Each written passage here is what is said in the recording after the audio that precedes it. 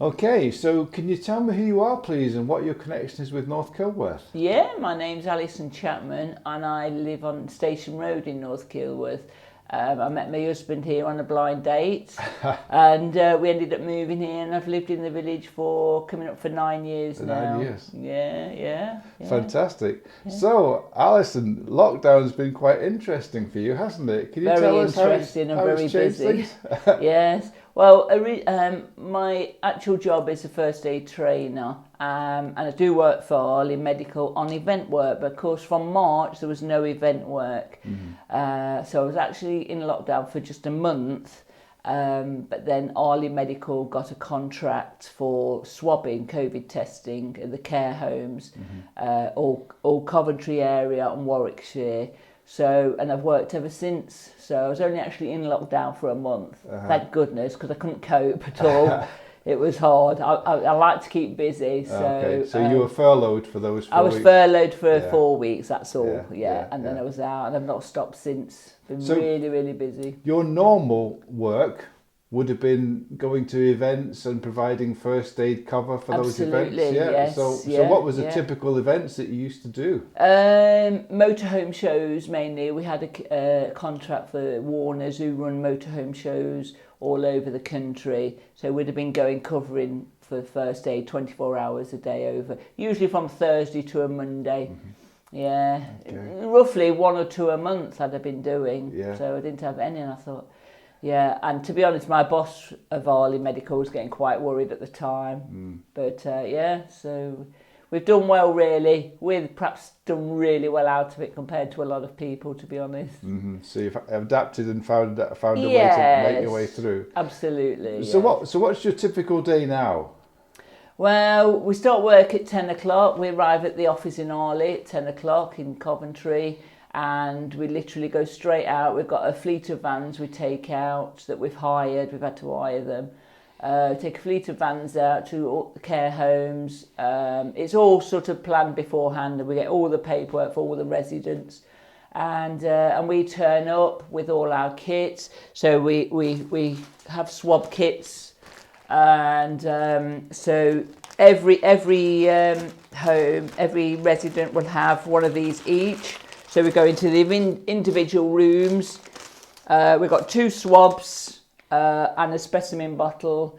We do the nasal, we swab the nasal and the back of the throat. They then go in the bottle, they're put into the bag with paperwork that the admin team have. And then we take them to Walsgrave Hospital to get the results, and then we send a spreadsheet out to the care home manager with all the results. And how often does that have to happen in care homes now? At the moment, we started off with just doing outbreaks, but now we're doing a 28-day cycle.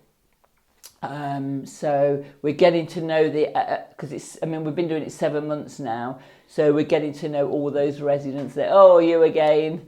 So they're on a 28 cycle and the staff are on a 7-day cycle. Okay, so residents are being checked once a month, Yes, and staff are being checked yes. once every week. Once every week, yeah. Okay. Yeah. And how long does it take to turn around a test to get the results? About 48 hours. Right. Yeah, the laboratories, the pathologists are really bogged down. But yeah, on average about 48 hours they get the results.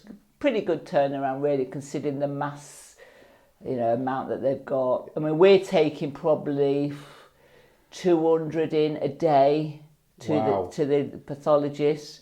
Plus, they've got the hospitals as well that their own swabbing and things to do, and we've just added to it for them, their workload. So presumably you have to get tested yourself on a regular We basis. do 7 days. Yeah, our temperature's done every morning as we arrive. And we're swabbed once a week, the same as staff. Yeah. So you're one of the most tested people in the country. Never had it, no symptoms. Yeah, I'm right from day one. No, I've never had, touch wood, no symptoms yet. No. So we're pretty good. We wear all our PPE. We wear level 2 PPE. We've got the mask. We wear a visor. And we've got apron, gloves. So we're pretty well protected. I don't feel afraid of it. Yeah. I do feel, and as long as you're sanitising your hands as well regularly, I'm not afraid of it. But we've had a lot of negative results as we've gone into these homes, especially at the beginning. March to May was very, very bad. Yeah, no sooner we were leaving the home, private ambulances were turning up. We'd go back, another private ambulance. It was just constant. Yeah, really sad. Must have been tough. Yeah, really sad for them. Very difficult for care homes. Very difficult. But do you think the situation is kind of stabilised now? Do they have We're not control getting. Yes, I think since they've stopped visitors going in, definitely, and now the staff are being tested there. That's definitely helped, because of course staff would carry on normal life. They would go into work, going out into the home environment. They could have easily brought it back into the homes. So now they're being tested every 7 days. Yes, it's eradicated a lot of it. Okay. Yeah. So, Alison, in your normal life, you're a first aid trainer. That's right, yes. Can you tell me a bit about that? Yes, I'm self-employed as a trainer. I've been a trainer now coming up for 9 years. I can do first aid at work level down to paediatric level. Yeah. So I can do various companies. I've never really had to advertise. It's usually word of mouth. And that usually keeps me busy. So when it got to March and we went into lockdown, I knew nobody would want to do CPR.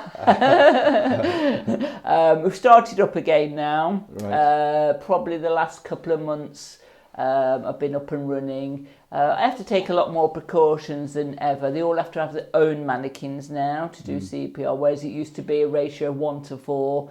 Now everybody has to have individuals. So I've had to purchase a few more bits of equipment to be able to do that. Yeah. And they've all got their own masks and shields and things. So tell us about some of the places you go into to do training. What are the different kinds of places you go? I do schools, nurseries. I do guiding movements, scouts guides. I've done HMS servicing in North Kilworth, Howkins Garage in Kilworth. Anybody really. I've done all sorts. McDonald's. Anybody that wants training, basically. And is that usually just locally based in this area? I go anywhere, yeah. Okay. Yeah, anywhere at all. So your reputation goes before you. And it does indeed, yeah. Good stuff.